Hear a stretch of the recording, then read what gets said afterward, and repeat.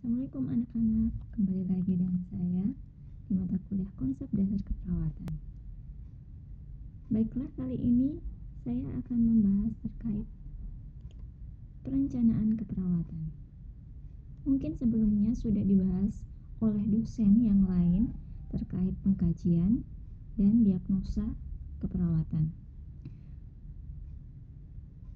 Untuk kali ini saya akan membahas terkait perencanaan keperawatan dan lebih spesifik lagi untuk menentukan tujuan dan kriteria hasil atau outcome. Oke, kita mulai saja. Untuk buku yang akan kita gunakan ada dua. Jadi ada Nanda, Knock-Nick. Nanda untuk menentukan diagnosisnya, Nick untuk menentukan intervensinya, dan Knock untuk menentukan outcome atau kita mencari tujuan atau kriteria hasil yang akan kita harapkan. Kemudian untuk di Indonesia sendiri, PPNI sudah mengeluarkan standar yang baku untuk diterapkan di Indonesia. Jadi ada buku SDKI untuk menentukan diagnosa, SIKI untuk menentukan intervensi, SLKI untuk menentukan luaran atau outcome atau menentukan tujuan dan kriteria hasil. Sebenarnya kedua buku ini hampir sama ya, jadi bisa digunakan saling bersamaan, bisa jadi memadukan antar keduanya. Mungkin akan lebih mudah menggunakan SDKI, SIKI, dan SLKI. Kita ulangi lagi ya tahapan pendokumentasian asuhan keperawatan. Ini adalah poin penting bagi seorang perawat, karena seorang perawat harus mendokumentasikan asuhan keperawatan yang diberikan kepada pasien. Yang pertama adalah pengkajian. Jadi ini akan menentukan data objektif dan data subjektifnya. Kemudian setelah menentukan DO dan DS-nya, maka akan kita bisa menentukan diagnosis keperawatan yang akan kita ambil. Kita lihat di Nanda ataupun SDKI. Kemudian kita menentukan tujuan dan kriteria hasil atau outcome. Kita bisa lihat di NOC atau SLKI. Kemudian setelah tujuan dan kriteria hasil, kita menentukan intervensi, perencanaan apa yang sesuai terhadap pasien, ya, kondisi pasien, bisa dilihat di NIC atau SIKI. Kemudian kita lakukan implementasi sesuai dengan fasilitas, kondisi, lingkungan. Kemudian baru kita evaluasi atas implementasi yang kita sudah lakukan. Oke, kita akan membahas terkait tahapan yang ketiga ini, tujuan dan kriteria hasil. Oke, sebelum itu kita tahu dulu apa sih perencanaan keperawatan, yaitu menyusun intervensi keperawatan yang dibutuhkan untuk mencegah, menurunkan, atau mengurangi masalah-masalah klien. Jadi tidak harus menghilangkan, ya. Mungkin sesuaikan dengan kondisi pasien. Kalau pasien hanya mampu bisa menurunkan, maka perencanaan kita juga untuk outcome-nya hanya untuk bisa menurunkan masalah klien atau pasien. Dalam menyusun perencanaan ini, sebelum kita menentukan tujuan dan kriteria hasil, kita menentukan prioritas diagnosis. Jadi dalam menentukan prioritas diagnosis ada dua, berdasarkan tingkat kegawatannya atau mengancam jiwanya. Dalam prioritas ini kita ada 3, prioritas rendah, sedang, dan tinggi. Jadi prioritas tinggi itu sangat mengancam kehidupan. Misalnya masalah bersihan jalan nafas, tentu bernapas adalah pokok utama ya dalam kehidupan manusia.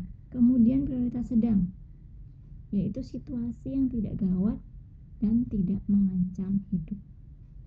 Misalnya, masalah personal hygiene. Kemudian prioritas rendah, yaitu situasi yang tidak berhubungan langsung dengan prognosis. Misalnya, masalah keuangan.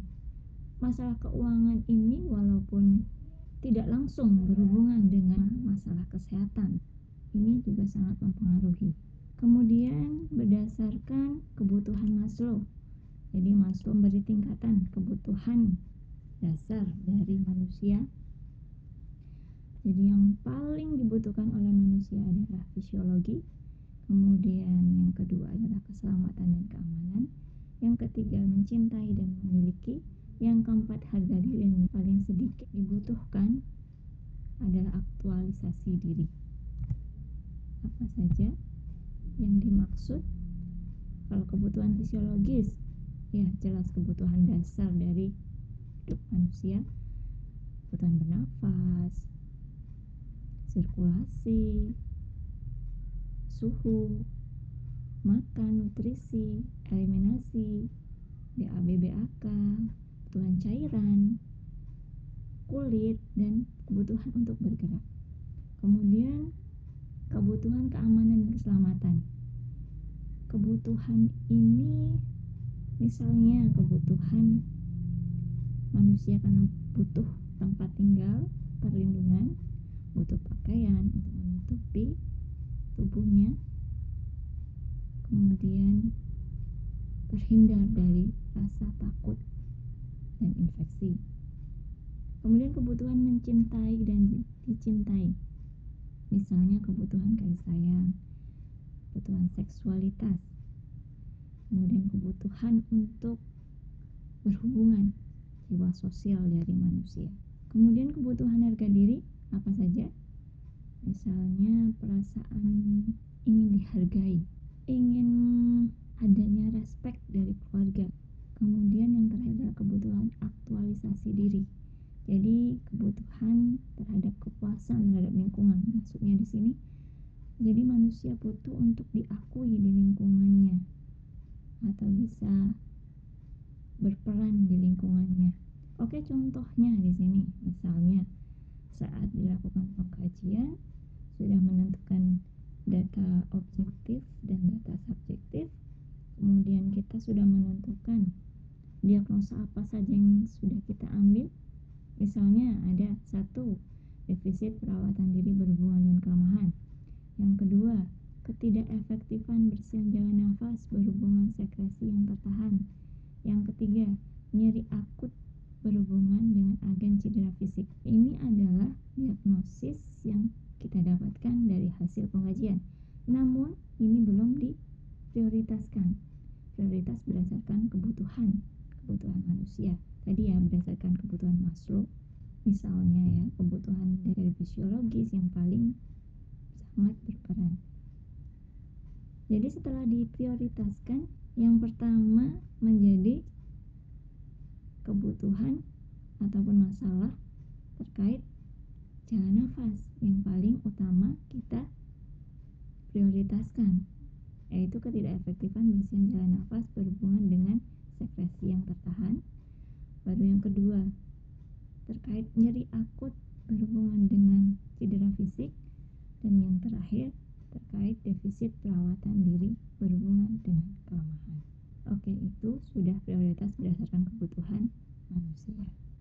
Setelah menentukan prioritas dari diagnosis, maka kita akan ke poin utama, yaitu menentukan tujuan dan hasil yang diharapkan. Apa sih tujuan itu? Jadi tujuan itu hasil yang ingin dicapai untuk masalah diagnosa keperawatan yang sudah kita temukan. Kemudian kriteria hasil itu apa? Yaitu standar evaluasi yang merupakan gambaran tentang faktor-faktor yang dapat memberi petunjuk bahwa tujuan telah tercapai. Jadi kriteria hasil ini suatu standar yang harus kita capai agar masalah keperawatan ini bisa dianggap selesai atau sehat ya, atau pasien sudah tidak ada masalah terkait diagnosa tersebut. Kriteria hasil ini memiliki beberapa komponen. Ada subjek, prediksi, predikat, kriteria, kondisi, dan waktu. Subjek tentu pasien yang diamati, misalnya pasien A, pasien B, atau nyonya A, nyonya B. Predikat mungkin kata kerja ya, kata kerja misalnya pasien dapat mengeluarkan, atau pasien bernafas, pasien bergerak. Kriteria, sesuatu yang menyebabkan asuhan diberikan atau hasilnya. Misalnya hasilnya itu sputum yang dikeluarkan. Atau kondisi K itu kondisi yang melengkapi pasien.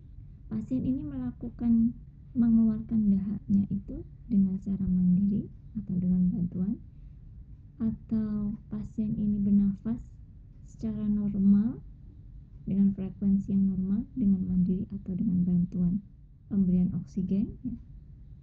Kemudian yang terakhir adalah waktu, komponen waktu. Jadi di sini sangat penting. Jadi kapan targetnya kriteria ini harus tercapai, misalnya 3 jam setelah perawatan, atau tanggal berapa, jam berapa.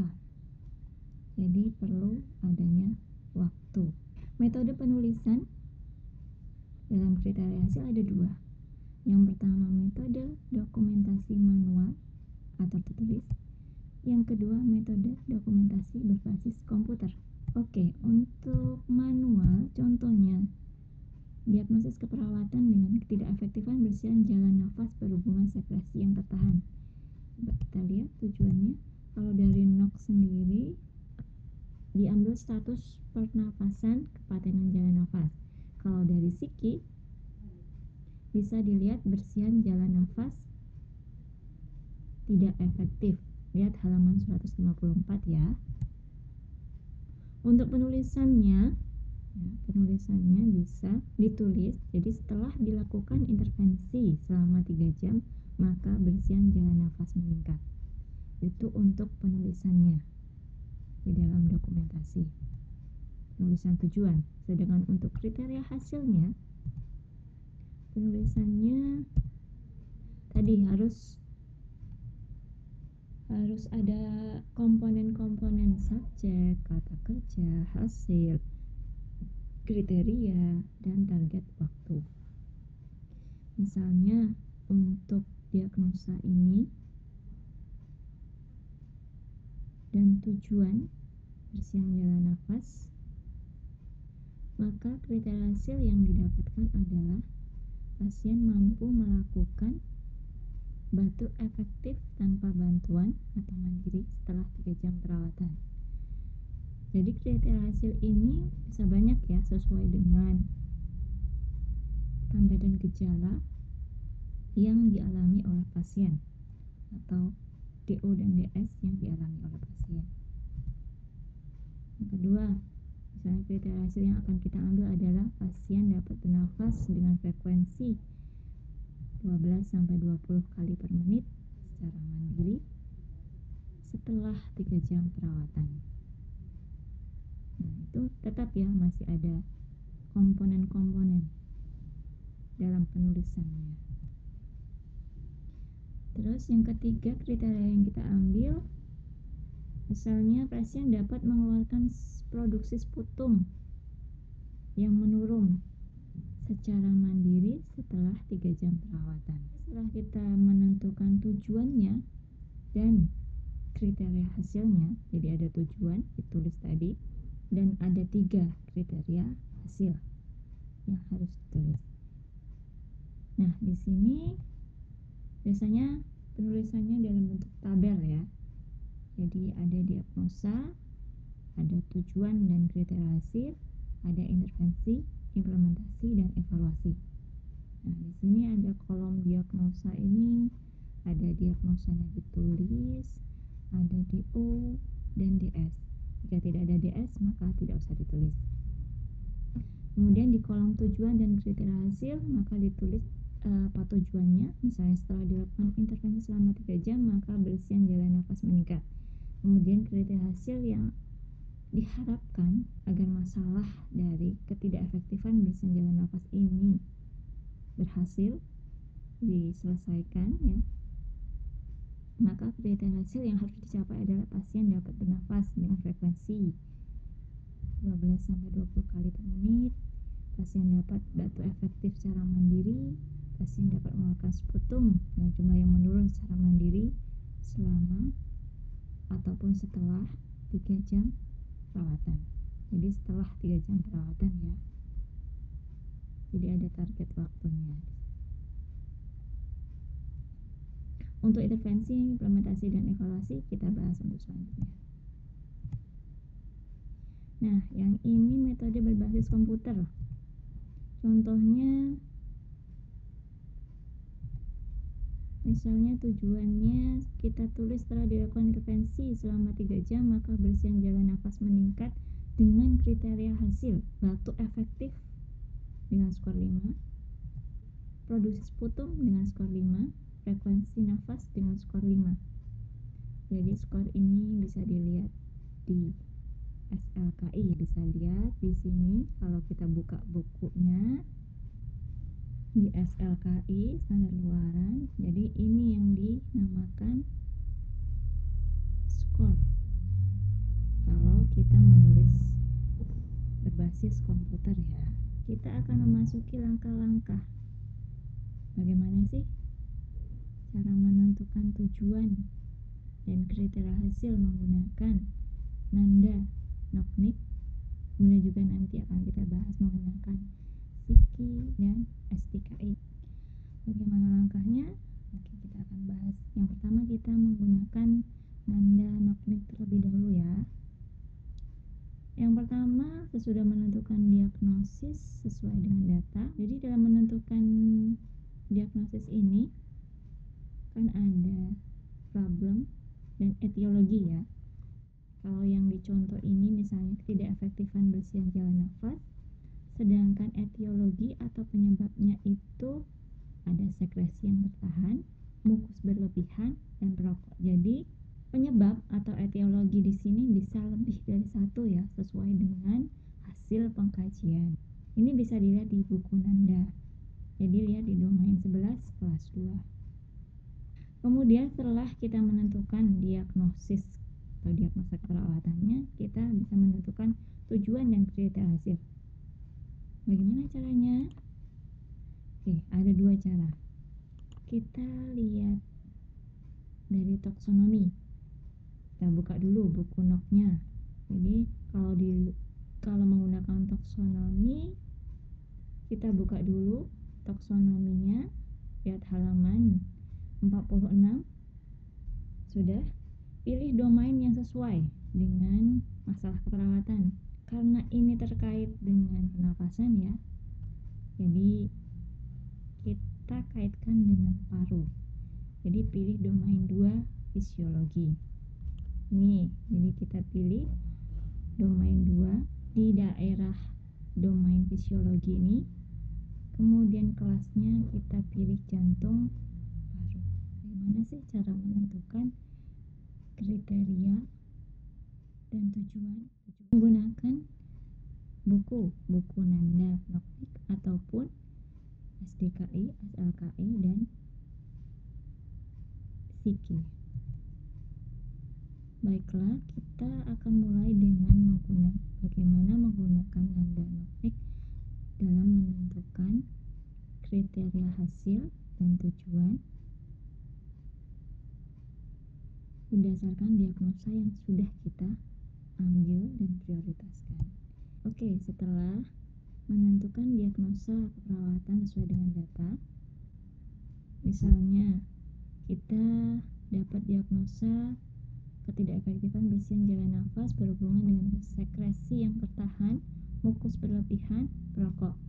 Jadi di sini saya ulas lagi, diagnosis ini ada 2, yaitu terdiri dari problem dan etiologi atau terdiri dari masalah dan penyebab.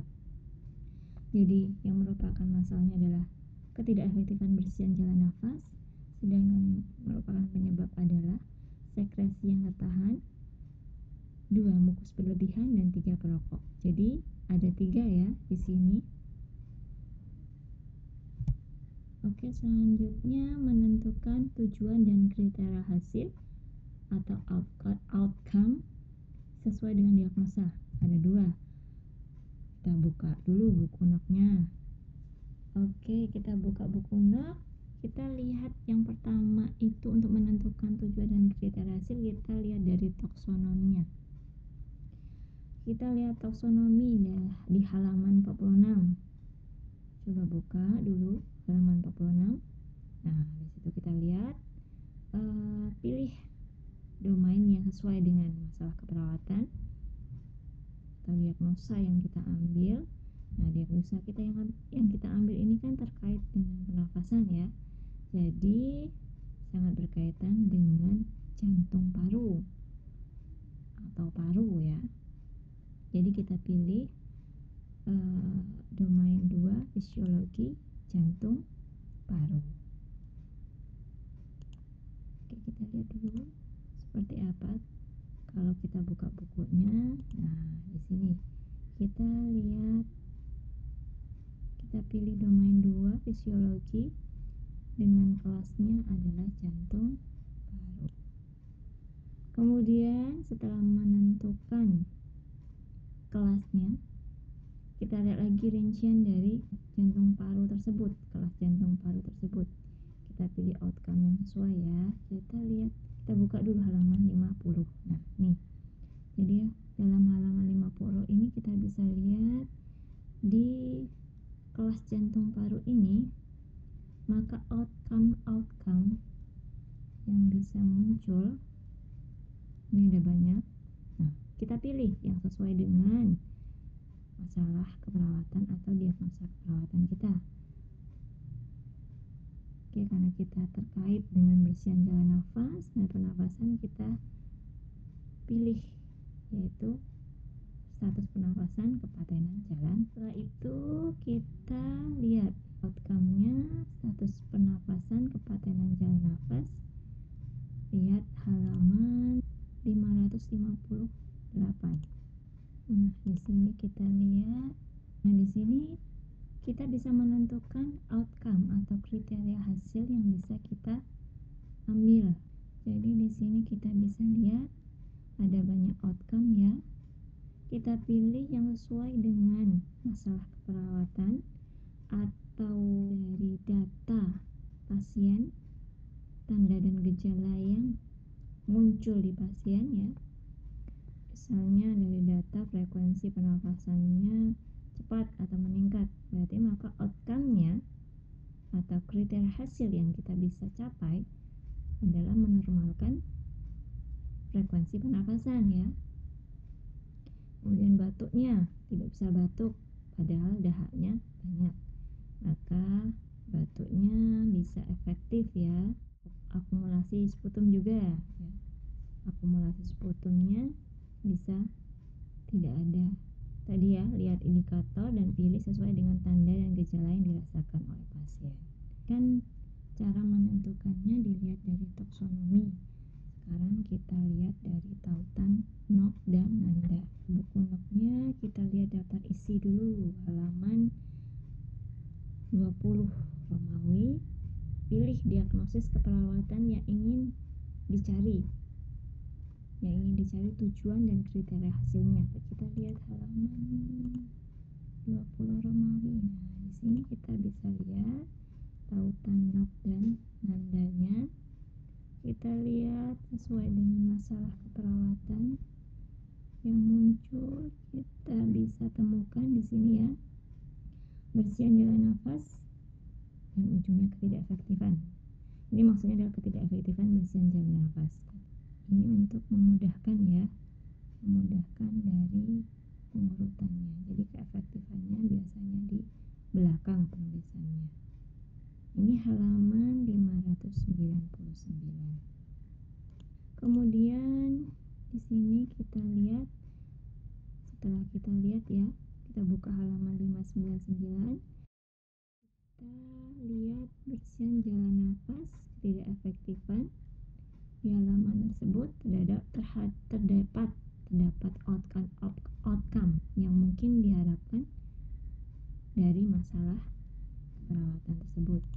Kita pilih mana yang sesuai ya.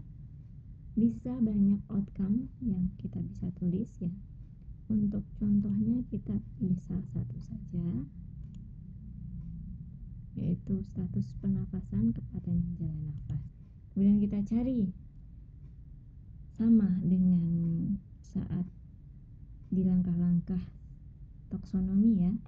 Langkah-langkahnya kita cari halamannya.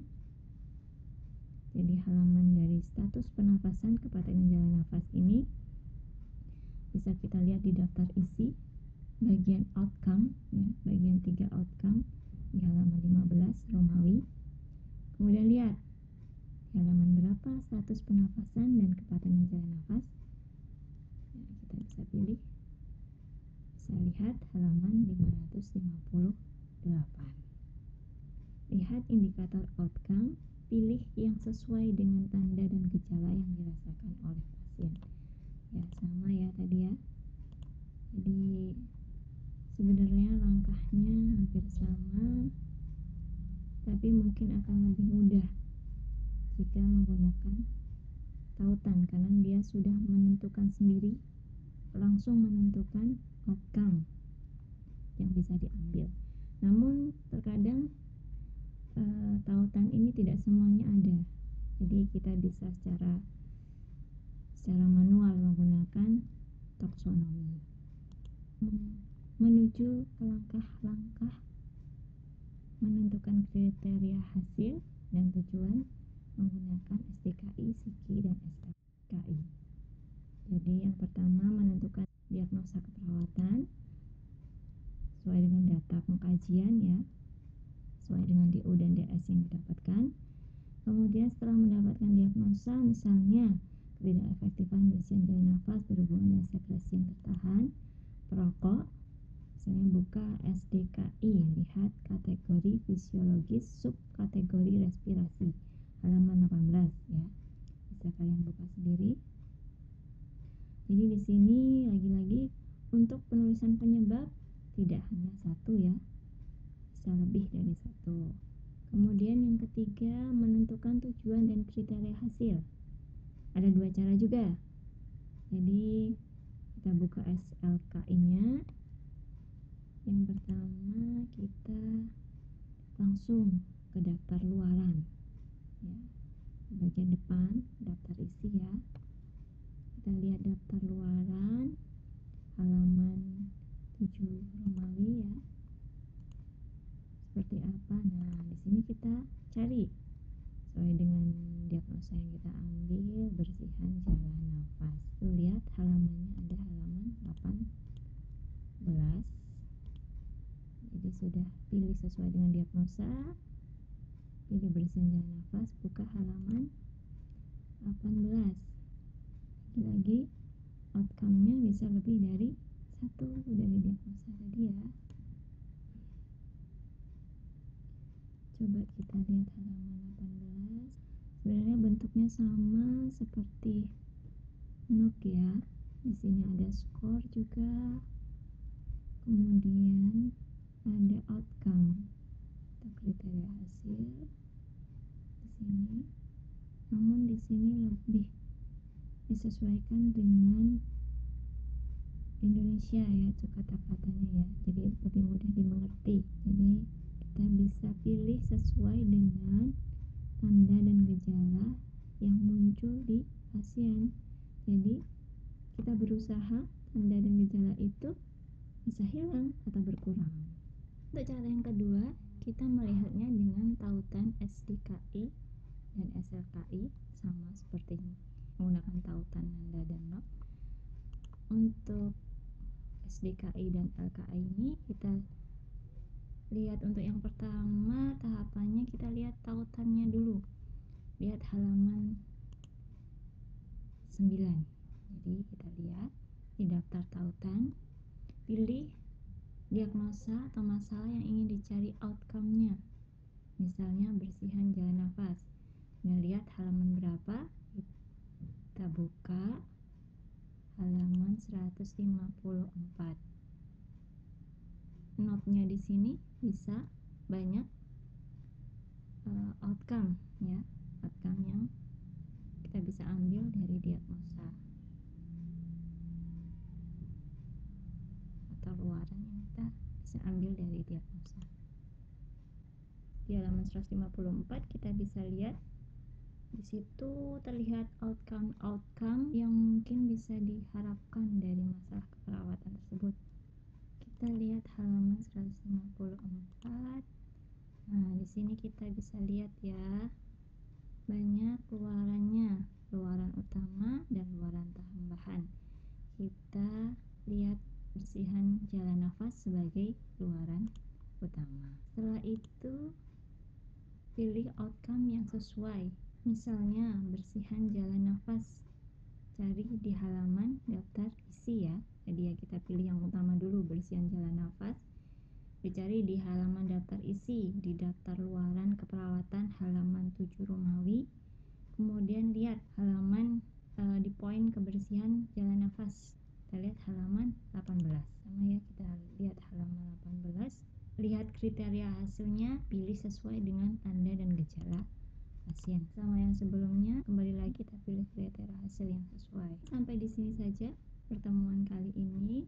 Ini baru menentukan tujuan dan kriteria hasil. Untuk selanjutnya kita menentukan intervensi atau perencanaan apa saja yang dilakukan untuk menyelesaikan masalah atau diagnosa keperawatan.